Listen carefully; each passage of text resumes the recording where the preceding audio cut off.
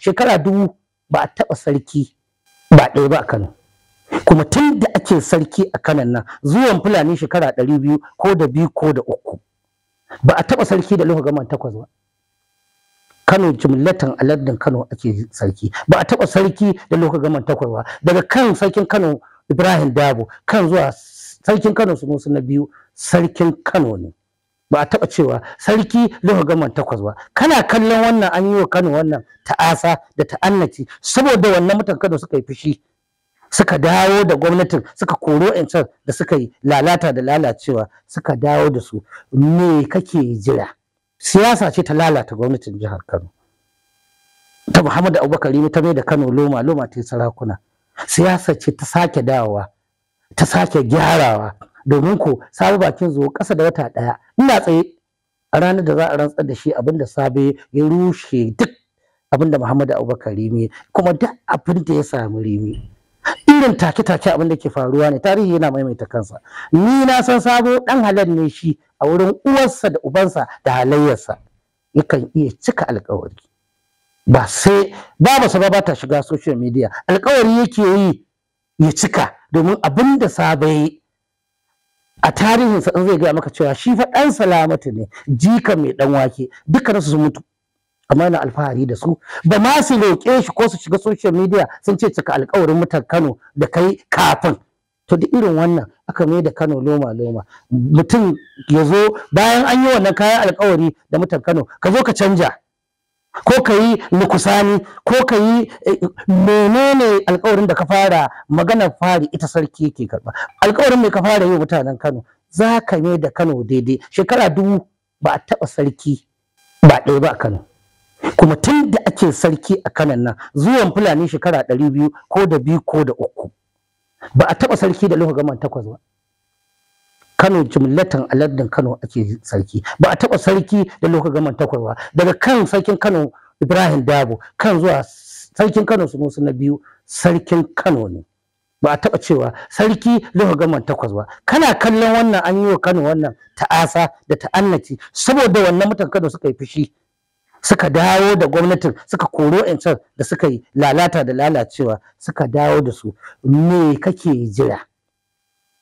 Alƙawari da wani mutum a ɗaki don zai bar maka ka ci gaba da zama a cikin daula, shi ne ya wuce alƙawari na gaske da ka ɗauka tsakaninka da Allah da mutan Kano, tsakaninka da Allah har da iyaye sun shiga ciki? To wannan shi nake faɗa, duk mutumin da ya ba daidai ba zai ga ba daidai ba.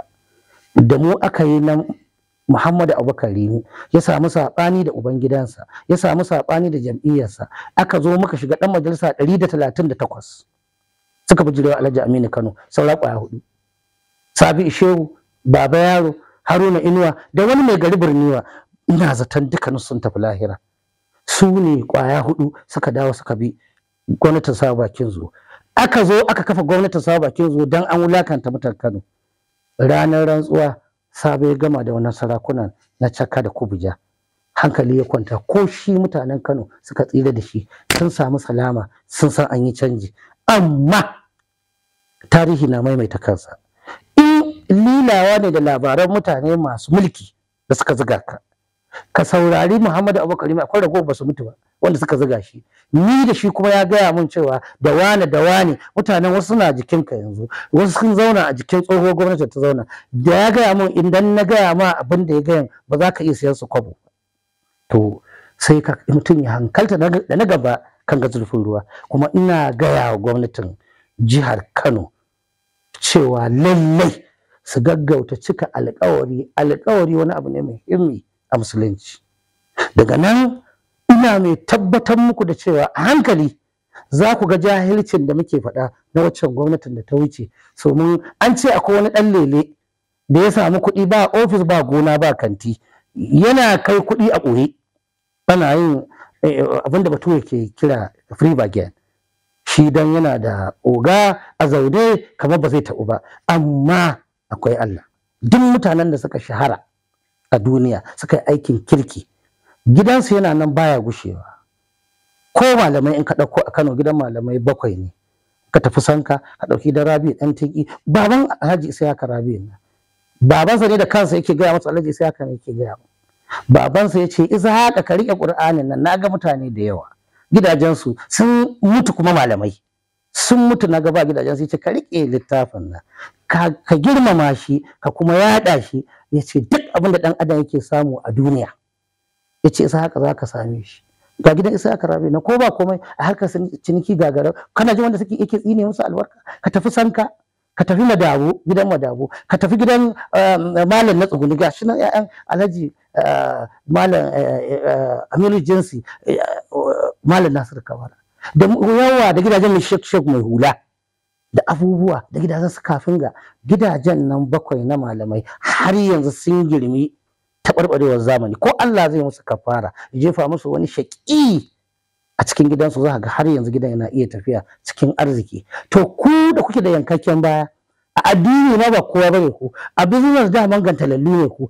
ba harka kuka shigo ba ku zo ku yi mutane ku riki kasar na ku musu kantafi wallahi Allah baya bacci kuma za ku ga abin da zai faru a ƙasar nan domin duk mun koya a makotan a Afirka in kun yi kirki za ku gani kwanan nan aka kashe shugaban ƙasa a filin daga Idris Deby fitowa ya aka kashe shi akan al'ummarsa ga ɗansa nan an sake yin zaɓe ma ya ci ku ƴaƴanku sai dai ku zo da ƙarfin tsiya ku sa su kuma Najeriya ita ce tafi kowace ƙasa a Afirka yawa abin da zai faru a ƙasar nan in kuna zaton wasa ne ko labari to ku saurara ku kuma karanta littattafai tun da ku jahilai ne sai ku sa waɗanda suka yi karatu su biya muku ita ƙasar nan tun da Allah ya yi ta Shehu Usman Dan Fodiyo a cikin ilimi ya zo ya karɓi ƙasar nan ɗansa yana faɗa a cikin littafinsa na Infaqul Masur Muhammad Bello ya ce ba su karɓi ƙasar Hausa ba da mulki sai da su karanta littafi 20,000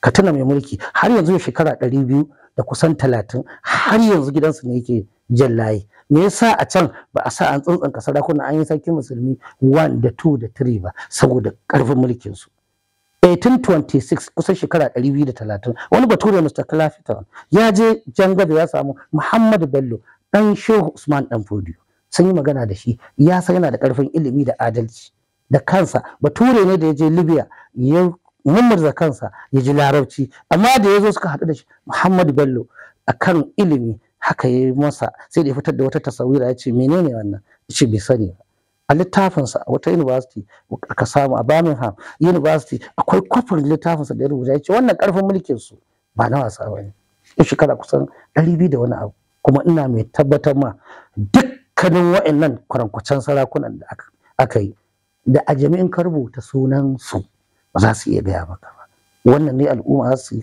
koyi da shi su kuma ko gawa ko sallar gawa ba za su iya ba wannan ne shugabanci akan wannan tafarkin za ka ɗora mu Allah baya bacci mun san wannan abin zai ƙare nan ba da daɗewa ba mai mulkin yana zata yana cikin air condition da mulki da kariya ya je ga wanda suka sauka lokacin Buhari ɗera ma ya fi su daraja kamo su ake kama 'ya'yan kaji a keji ga ɗaya na ma kamo shi da 'yarsa komai zai wuce amma wucewan na Najeriya akwai ɗauke da haɗari domin an ɗora ƙasa akan tanderu kuma tana yin ɗumi akwai ran da za ta yi zafi ta tafasa kowa zai taɓa yi